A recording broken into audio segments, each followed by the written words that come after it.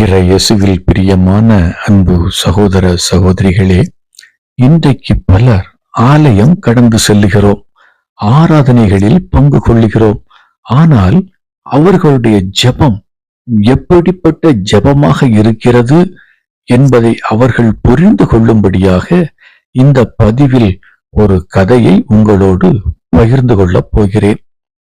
2 நண்பர்கள் பொது இடத்தில் பல ஆண்டுகளுக்கு பிறகு அவர்கள் சந்தித்துக் கொண்டார்கள்.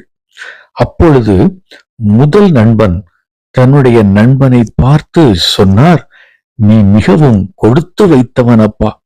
ஒவ்வொரு ஞாயிற்றுக்கிழமையும் உன்னுடைய பிள்ளைகள் உன்னை பார்ப்பதற்கு வீட்டிற்கு வந்து விடுகிறார்கள். ஆனால் என்னுடைய பிள்ளைகள் என்னை பார்ப்பதற்கு வருவதே கிடையாது.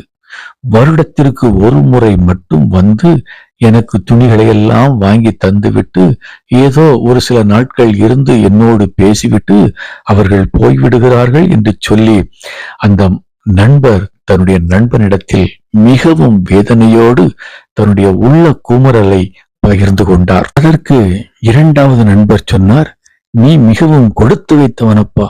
உன்னுடைய பிள்ளைகள் வருடத்திற்கு ஒரு முறை மட்டும் வந்து உனக்கு துணியெல்லாம் தந்துவிட்டு உன்னோடு அன்பாக பேசிவிட்டு கடந்து செல்லுகிறார்கள். ஆனால் என்னுடைய பிள்ளைகளோ வார வாரம் வந்து என் உயிரை எடுக்கிறார்கள்" என்று சொல்லி இவர் தன்னுடைய மனக்குமுறலை வெளிப்படுத்தினார். உடனே 1வது நண்பர், "என்ன, உன்னுடைய பிள்ளைகள் வார வாரம் வந்து உன்னை துன்பப்படுத்துகிறார்களா?" என்று ஆச்சரியத்தோடு தன்னுடைய நண்பனை பார்த்து கேட்டார். அதற்கு அந்த 2வது நண்பர் தன்னுடைய நண்பரை பார்த்து சொன்னார், "நண்பா, என்னுடைய பிள்ளைகள் நல்லபடியாக வாழ வேண்டும் என்பதற்காக எவ்வளவோ அறிவுரைகளை சொல்லி இருக்கிறேன். எப்படி வாழ வேண்டும் என்று சொல்லி அவர்களை கற்றுக் கொடுத்திருக்கிறேன். ஆனால் நான் சொல்லிக் கொடுத்த எந்த அறிவுரைகளையும் அவர்கள் பின்பற்றுவதே கிடையாது.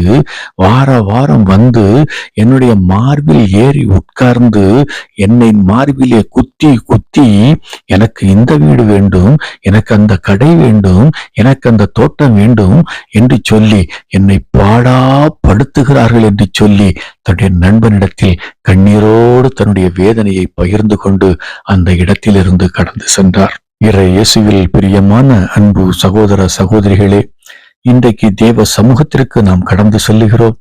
தெய்வத்தை நோக்கி நாம் ஜெபிக்கிறோம். நம்முடைய ஜெபம் எப்படிப்பட்ட ஜெபமாக இருக்கிறது?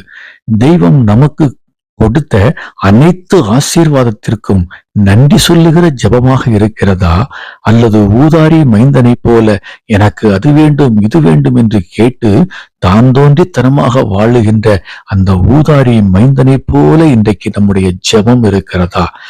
இயேசுவில் பிரியமானவர்களே, நாம் தேவ சமூகத்திற்கு ஜெபிப்பதற்கு கடந்து செல்வதற்கு முன்பு எவர் மேலாவது நமக்கு மனஸ்தாபம் இருக்கும் என்று சொன்னால் நம்முடைய உள்ளத்தை தூய்மைப்படுத்தி பரிசுத்தத்தோடு தேவ சமூகத்திற்கு ஜெபிக்கும்படியாக கடந்து செல்வோம். நாம் திரும்புகின்ற பொழுது இறை ஆசீரோடு திரும்புவோம்.